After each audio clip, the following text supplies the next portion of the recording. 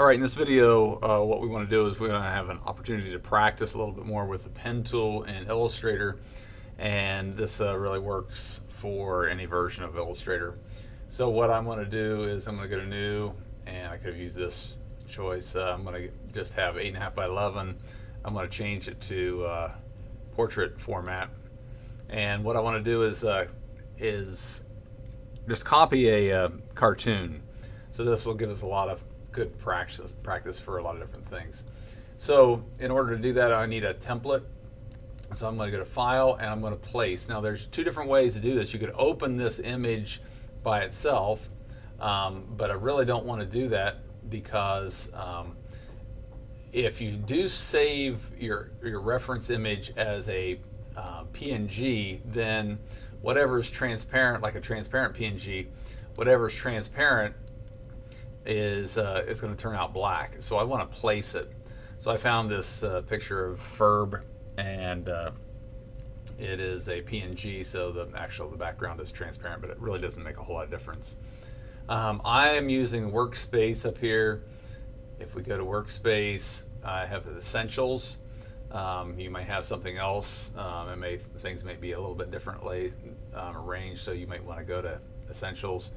I'm going to go to Layers and pull that Layers palette out so I can see it.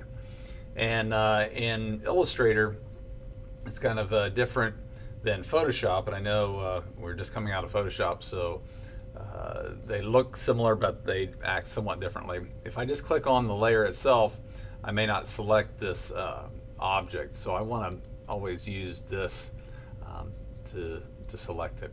And now what I want to do is I want to use this as a template, so I don't want it to be quite so bright, so I need it to reduce the opacity a bit. And that's another one of those weird things that in Photoshop and Illustrator, Photoshop usually calls it opacity, and Illustrator says transparency. But if I didn't have that menu here, again, I'd go to Window and Transparency. But it's kind of weird because it's called transparency, but then it's opacity. So maybe I'm not smart enough to figure out why they did that. But anyway, I'm going to select it again. I could go up and select this little circle, and then I'm going to reduce the opacity so it's maybe, I don't know, 40% or something like that. So it's nice and light. Then what I want to do is I want to lock that layer, so I'm not drawing on that layer, and I'm going to create a new layer here. Then I'm going to go ahead and do some tracing. So I want to make sure that my fill color and my stroke color are set properly. Fill color, I really don't want any fill color. It's going to make it a little bit more difficult to see. So I'm going to just set that to null, and my stroke is going to be black. That's you can make that whatever color you want. Now when I go to do this, I'm going to choose the pen tool, not this freehand curve tool, but I'm going to use a pen tool, and I'm going to use Control plus, Control minus to zoom in, zoom out. And if I'm zoomed in, I can also use the pan tool, which is just the space bar and then left click. So what I need to do is to simplify this shape as much as possible. Now Photoshop and Illustrator differ in this way as well, where Photoshop you can just continue to make shapes on top of each on one layer, which makes it virtually impossible to modify. But in Illustrator, every new path I make goes on a sub-layer within this layer, so we're pretty safe. Now you can organize your layers however you want, but if I just go ahead and start making shapes, it's all going to end up as a sub-layer on layer 2, which is going to give me that ability to edit. So I'm going to start off with something simple here, and in its simplest form, the pen tool, and I know we've already went over a lot of tools, so hopefully this is going to be reasonably easy. I can just click and click and click and set anchor points, and then I've got to close the shape, and there I'm done with that. That's a pretty simple one. If I go to Control Shift A, it's deselect. I don't know why that Photoshop is Control D and this is Control Shift A, but anyway, But now this is a little more complex. So I want to simplify this shape, and I'm just going to do his head now because it's going to be kind of behind things. So I'm going to just imagine that this is the most simple shape that I can do, because this is going to be in the background. So I got to think about front to back. But if I go in the most simple form here, it looks like that kind of deviates a little bit. So I can just click. And I'm going to give myself a little wiggle room here. And that's going to be the head. Now, it's going to be way simpler than trying to come around and do the contour of this, because especially the nose itself kind of breaks through that contour. So we don't really want to come around here, because then we'll have to add this little line. So that's the simplest shape. I'm going to hit Control-Shift-A again, and then I can do my nose. And I'm going to click here, and then right at the start of that curve, I'm going to click and drag out a little bit, because I know that curve, we want that curve to happen. I'm going to click right after the curve and draw that nose again. I'm going to click right before the curve and then right after the curve, and then I'm going to end up, and I have Smart Guides on. That's found in View and Smart Guides. And the nice thing about that is when I come to an intersection point, it tells me I'm hitting that line, and I click on anchor, and now I know it's right on the center of that path. Control-Shift-A again, and I'm done there. Now I can do this ear, and I'll pull out a little bit more stroke, but it sort of breaks through that contour. Now, here's a good example. What happens if I didn't make that curve quite right? Well, I can modify it. I don't want to restart. I want to just go over to this Direct Select button, and I can see that I have these handles that I can modify that handle to modify that curve. Okay, so I'll go back to the pen tool, Control-Shift-A. I'm going to do that same thing with his mouth.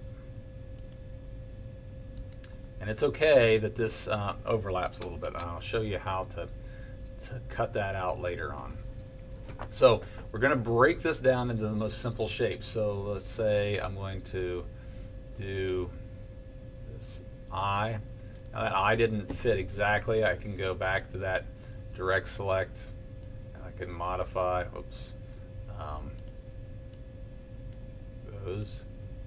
Could have done it in another way. I could have done it with just the regular transform tool, since it was in a bounding box. But I'm going to Control-Shift-A again, and we'll go back to the pen tool, and we'll make this eyelid. Control-Shift-A.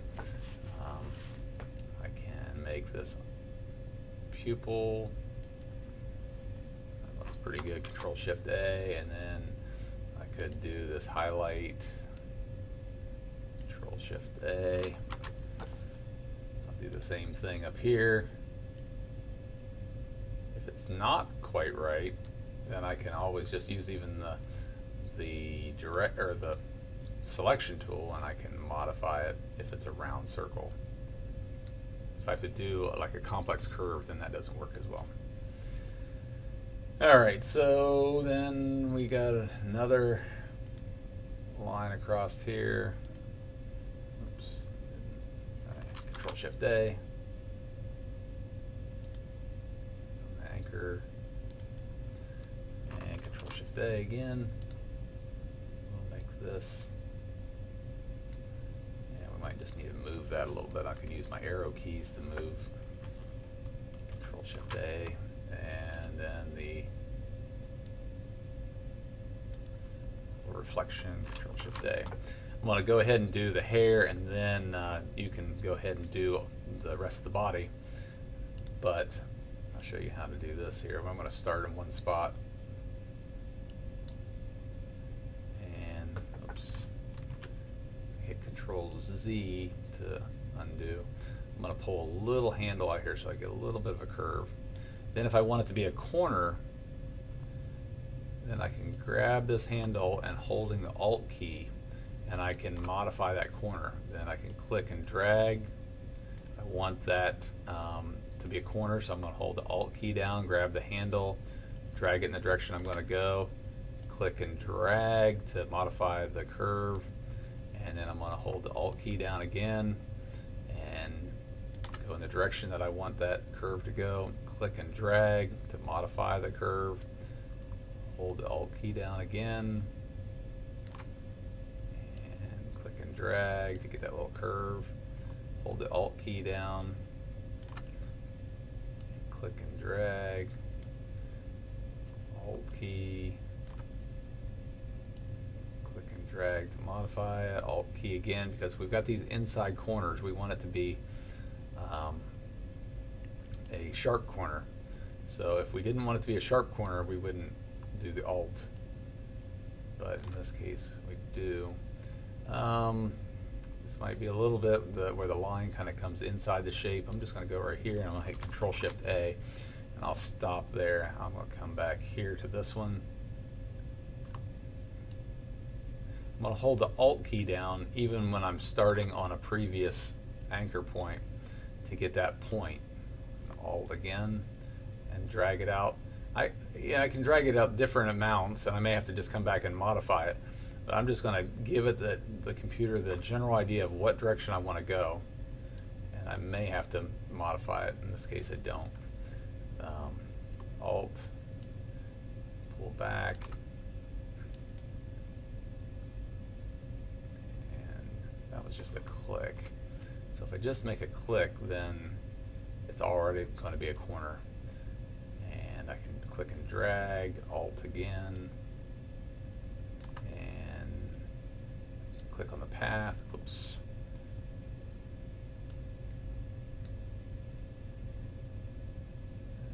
And it's not wanting to close that in. So I'm going to go a little bit beyond that, and I'll show you how to correct that. So Control-Shift-A. All right, so let's do the first thing here, where this went farther than what I wanted it to do. So now we're going to get into modifying these paths. I can do it a couple different ways. I can go to the Direct Select.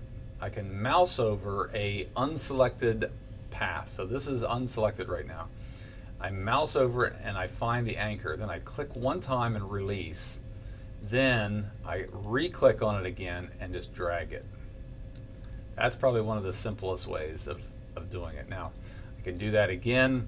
Once I can hit Control-Shift-A on an unselected path. I can click on an anchor point and then I can modify this. I can pull it out, or I can modify the handles, whatever. But initially, once I've had it unselected and then I select on an anchor, then I can choose any anchor I want to and it'll be modified. But that's a kind of a confusing thing where it's already been selected, especially like with the regular selection tool, and then you come back here and sometimes then it doesn't work as well. So anyway, that's that. Now what we want to do is we can do a bunch of different things here, and we can do live paint, but we're going to go through first of all and get rid of some of these other lines that we don't need. So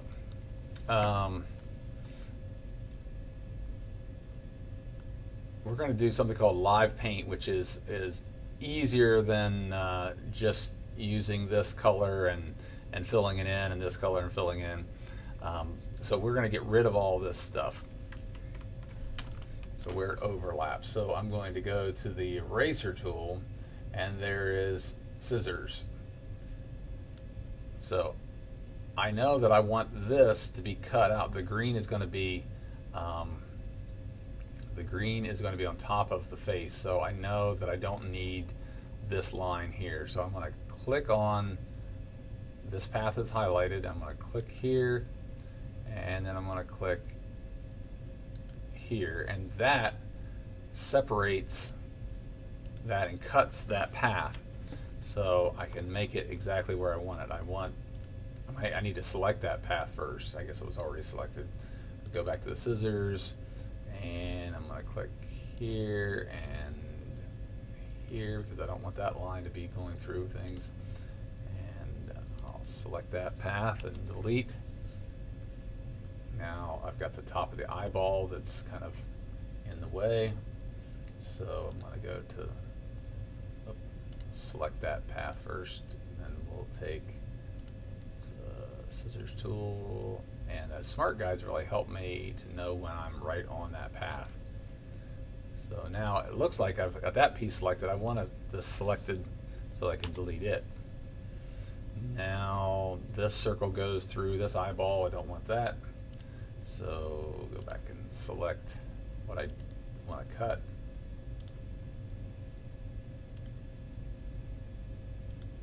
And delete that, and now this last one here.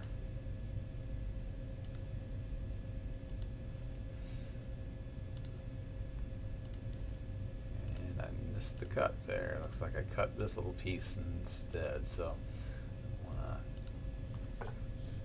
undo it if I wanted to, or I can we'll just have to go undo. Now I can, when I mouse over, I can see that's a full line, so nope, it's like I've cut that path. So let's zoom in a little bit more.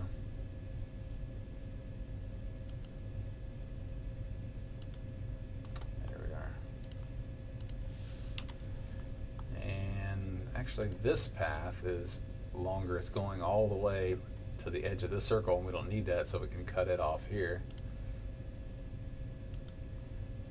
And I can select that and hit delete. I've got another little path there. All right, then the eye here goes behind the head, so we'll cut it off as well.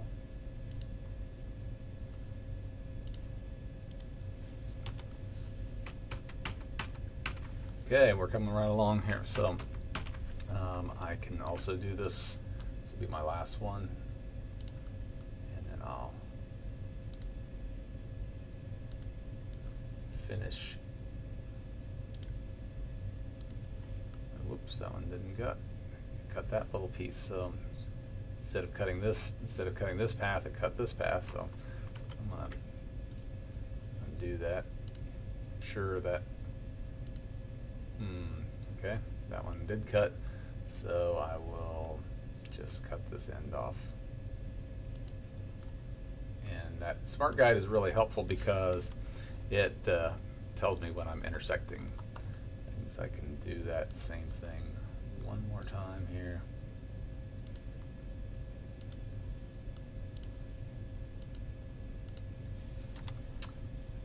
I'm going to go ahead and draw the rest of this body, and then we'll talk about live paint.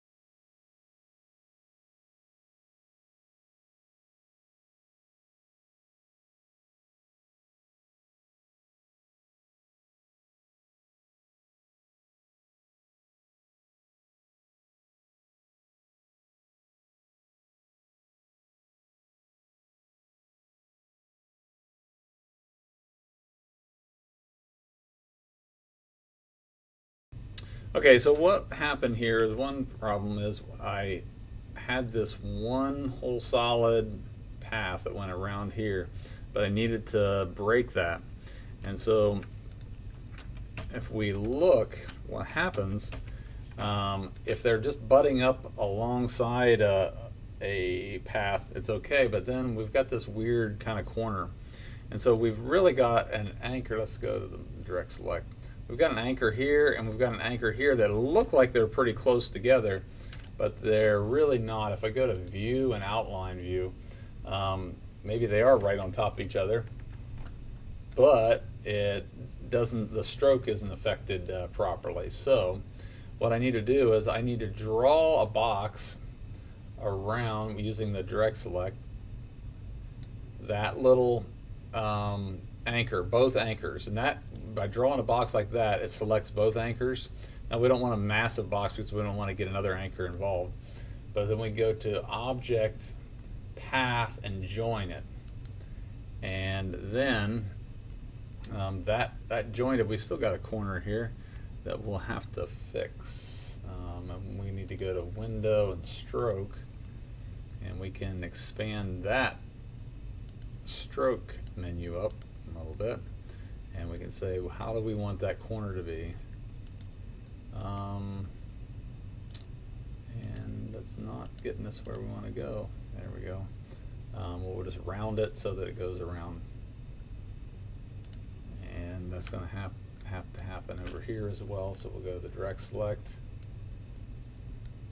select both of those, go to object and path and join, and there that one joined. Maybe those two anchors weren't exactly right on, so that gave me a sharp point. That's curved. It doesn't make any difference to me. And we'll do the same thing over here. Object, path, and join. And one more over here. And these are definitely overlapping. So we've got one anchor clear down here and one anchor up here. And we'll have to see how this works, if we can make these two join together without getting too wonky. Path, join, and it didn't really like that. It did join them, but I may need to come in and modify that anchor a little bit, set those on top of each other, and that's a much better joint right there. Okay, so that's how we would modify. It looks like we're still got a problem over here.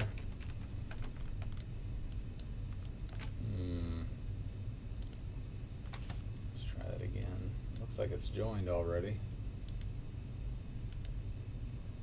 Must have went off of the corner. All right, so that's that. I'm going to come back and do a little bit more here, and then we'll talk about how we're going to do this live paint.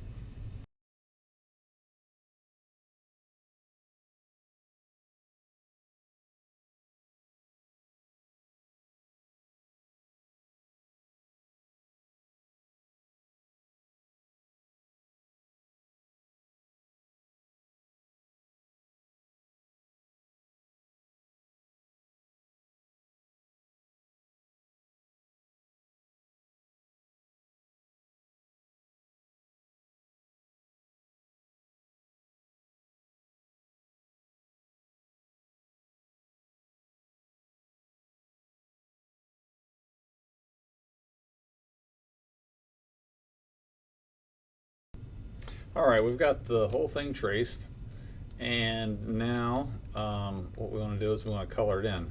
Now, this is kind of a weird. We could have just done shape by shape and used the fill, but there's some kind of complex things going on here that don't work out so well. I think I missed one there. Sorry. So I'm gonna take care of that first. Split that.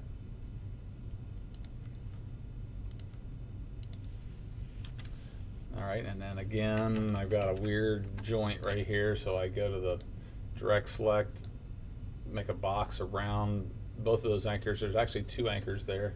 Go to object, path, and join them, and they should join. Okay, now I think we're pretty well ready to go.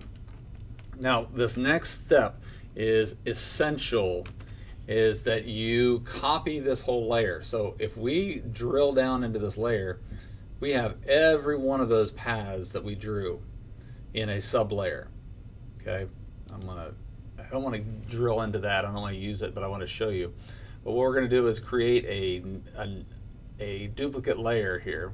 So I'm going to just drag it down into the new layer. That's a little plus sign. And I'm going to lock this so that I don't mess this up, because we're going to need that a little bit later on. This is the layer that we're going to make a live paint layer, and it's pretty cool. The main thing is that you have to have closed shapes.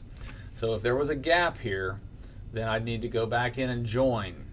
So it has to be visually closed. Now, even though these are on separate sublayers and all kinds of things here, it is important that it visually is closed. So, and it's dependent upon the thickness of the stroke. So if I made this stroke really tiny, I might end up getting some more gaps. Or if I can close some things if I make the stroke a little bit bigger. So if I'm got the smart guides on, and I make my cuts on the smart guides, when I see that intersection little dialogue come up, then I know I'm pretty close, and so that should work most of the time. But you'll kind of quickly find out whether or not you've got it right. And so that's why we want to kind of keep this other layer open, just in case bad things happen. So I'm going to select the layer copy 2. I'm just going to rename that, and I'll make a live paint, just so that when you're watching this, you know what we're doing. And this is really the outline layer, and this is my template. So that's probably best practice there. So anyway, I've got both of these locked, so I don't mess up those. I'm going to select this live paint, and then I'm going to go up to Object and Live Paint, and I'm going to make it. So it appears like nothing happened, but it kind of really fuses all those sublayers together, so that the computer can understand that we're going to be painting inside those shapes. So then what we need to do is we're going to go to this tool here, the blend tool, but we want the live paint bucket, and we're going to choose a color. So I can choose this green. I don't have to have the web safe colors. I could also change the opacity so I could see this a little bit better. I'm just going to make up my colors right now. So I hit OK. And then the kind of cool thing is my paint bucket is loaded, and now if I come over an object, there has a red outline. Now if the red outline is there, then that means that we have a closed shape and that we can paint it. So in this case, the hair is, and I'm just going to click in it and drop it in there. Now I'll go find a good flesh color. That's probably in there. Click on each one of these fingers. Now I want this, I gotta have the flesh on those eyeballs.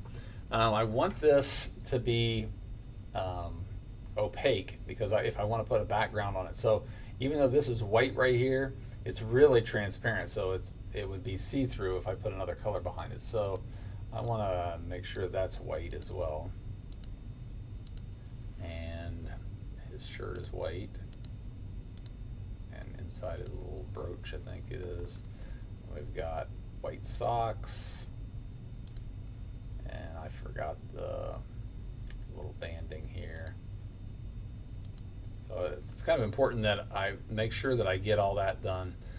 I can fix it later. I'm not going to worry about it right now. If I need this color again, I can use the eyedropper tool. And whoops, didn't want that. Whoops again. So,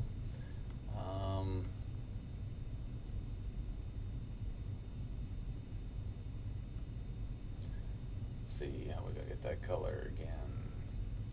I'm going to Control Shift A. Now I've got my color, I'll go back to my paint bucket, and now I've got to load it again. And now I can paint in his flesh right there. It looks like I missed a spot there, which that makes me sad.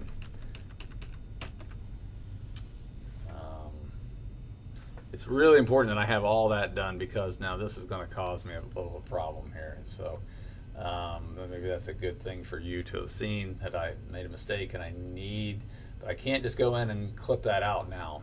So I really spend some time looking over and making sure I've got it all right. I'm just going to go on in the sake of speed here.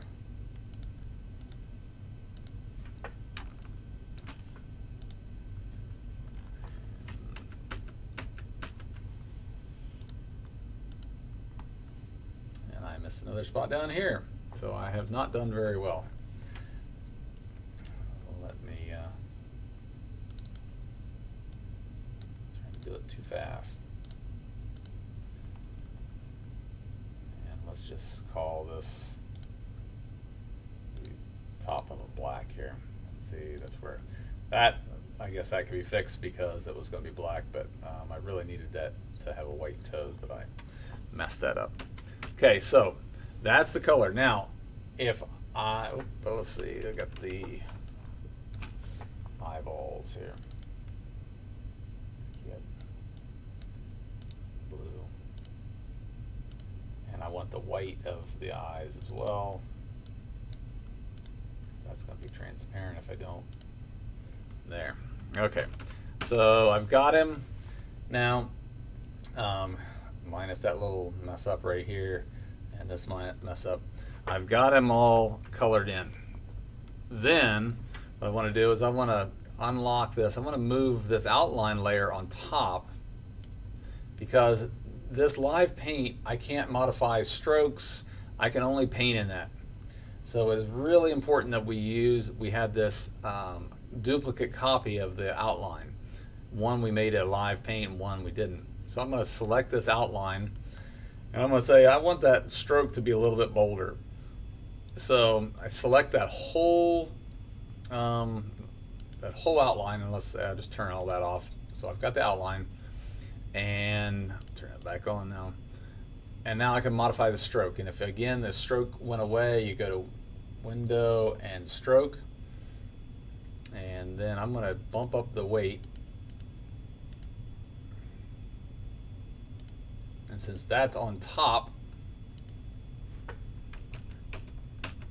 it would have been better if I would have had it the right proper stroke weight to begin with, but I can modify it. So I can go to, or maybe just I'll go to 1.5, and that'll give me the better stroke. Then I can turn off the template layer, and I've got a fully vector cartoon character that I can infinitely enlarge and not have any fuzziness or any interpolation.